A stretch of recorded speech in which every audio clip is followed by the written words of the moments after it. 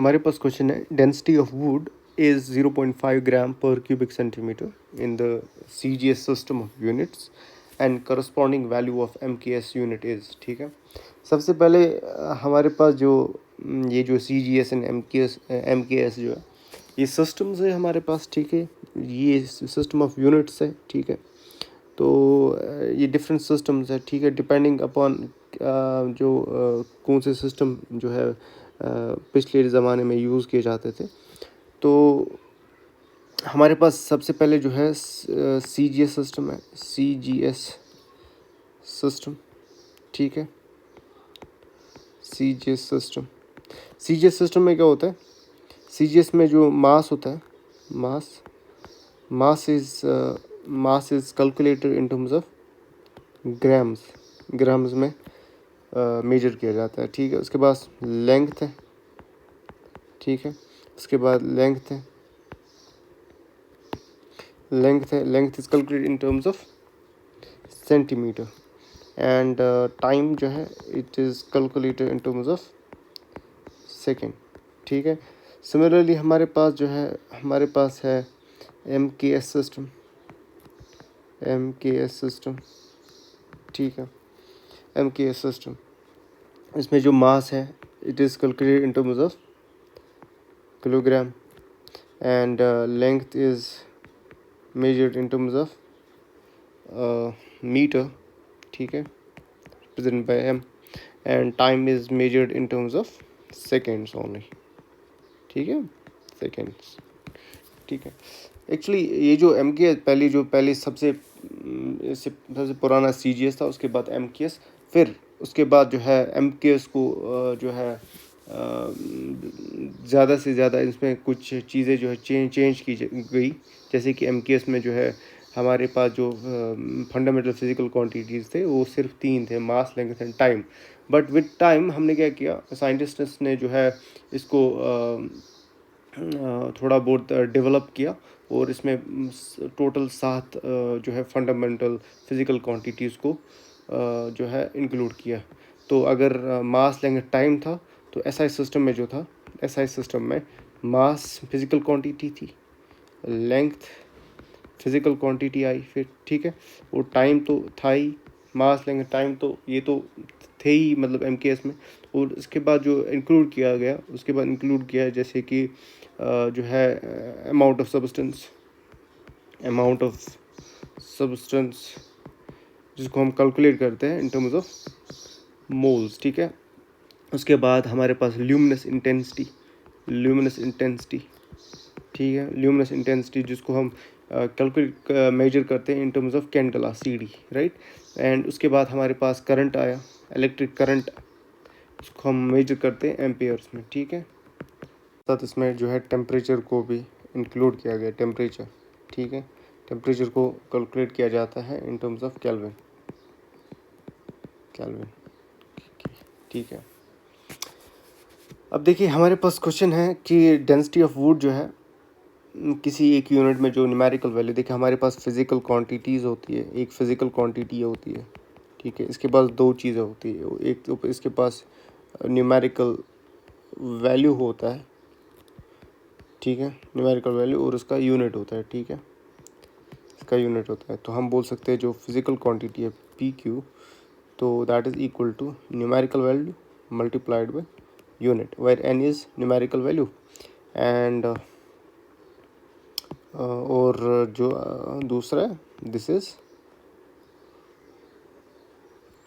ठीक है, तो हम बोल सकते हैं जो PQ है physical quantity, N is numerical value of that physical quantity and U is the unit of that quantity. Okay, so तो हम बोल सकते हैं, ठीक है, साथ साथ हम ये बोल सकते हैं अब ये फिजिकल क्वांटिटी है। ठीक है, अब देखिए क्या करना है हमें। सबसे पहले हमारे पास जो है, देखो किसी भी फिजिकल क्वांटिटी को हमारे पास कोई भी फिजिकल क्वांटिटी का वैल्यू है। ठीक है, अगर उसको किसी और जो है सिस्टम में कन्वर्ट करना हो, तो हमारे पास ये फॉर्मूला ये है, N2 is equal to M1 by M2 to the power X, L1 upon L2 to the power Y and T1/T2 to the power z। यहाँ पे n2 एंड n1 जो है न्यूमेरिकल वैल्यूज़ है, ठीक है। n2 है जो जिसका हमें निकालना है, n1 जिसका दिया गया है, और m1 जो है मास का जो यूनिट है, किस यूनिट में ये जो है कैलकुलेट किया जाता है। तो और m2 जो है दूसरी दूसरी जो है सिस्टम ऑफ यूनिट्स में किस यूनिट में जो है कैलकुलेट किया जाता है, ठीक है। Similarly L1 L2 T1 T2, ठीक है। हम फर्दर देखेंगे कि ये कैसे होता है। अब देखिए M1 जो है M1 जो यहाँ पे है M1, सबसे पहले हम डेंसिटी का, चूँकि हमें डेंसिटी का निकालना है तो हम पहले डेंसिटी का जो है डायमेंशनल फॉर्मूला निकालें। जो डेंसिटी होता है that is equal to mass upon volume. So mass can be written as m and volume can be written as L cube, ठीक है। Therefore the dimensional formula of density is m L minus 3 T minus T to the power 0, right, ठीक है। हमारे पास ये dimension formula आया, ठीक है। उसके बाद हमने क्या देखना है, उसके बाद ये देखना है कि जो x का वैल्यू है इन डेंसिटी में x का वैल्यू क्या है। x का वैल्यू 1 है, मतलब मास का वैल्यू 1 है।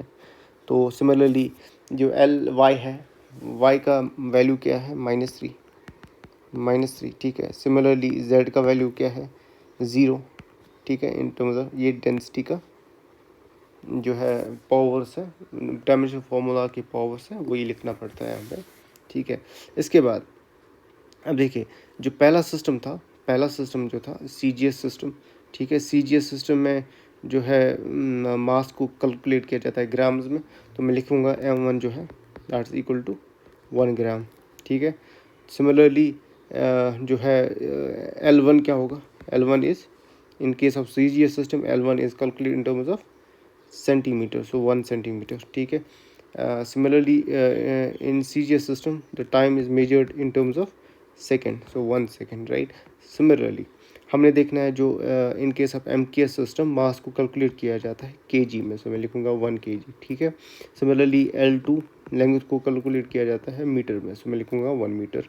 टाइम को तो सेकंड में ही कैलकुलेट किया जाए तो 1 सेकंड, ठीक है। अब हमने ये पुट करना है, ठीक है, ये वैल्यूज़ पुट करनी है।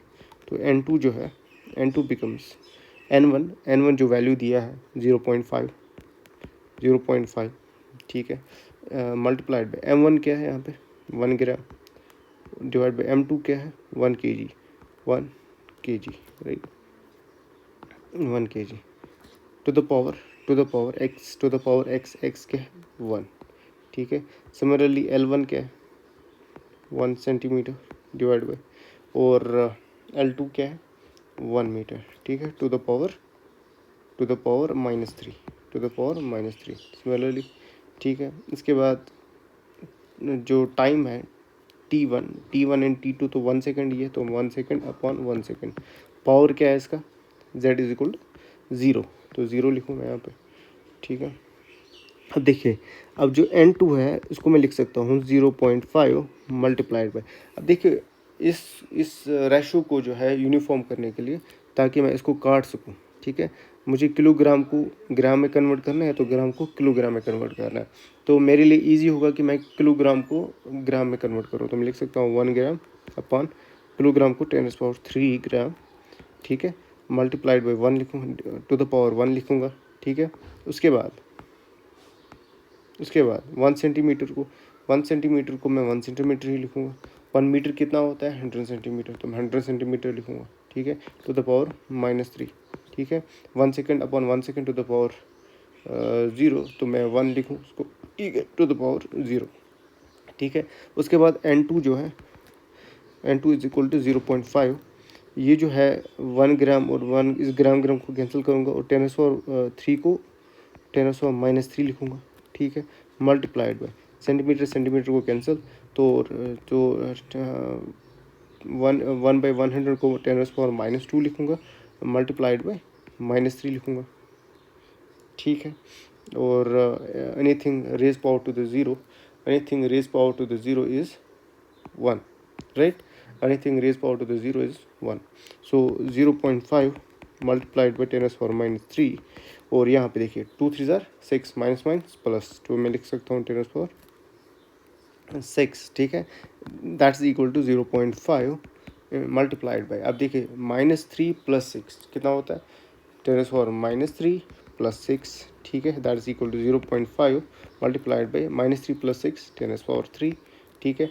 अब देखिए, अब इसको 10⁻3 से मल्टीप्लाई कीजिए, तो मैं लिख सकता हूँ 0.5 multiplied by 1000, that will become equal to 500, right, ठीक है।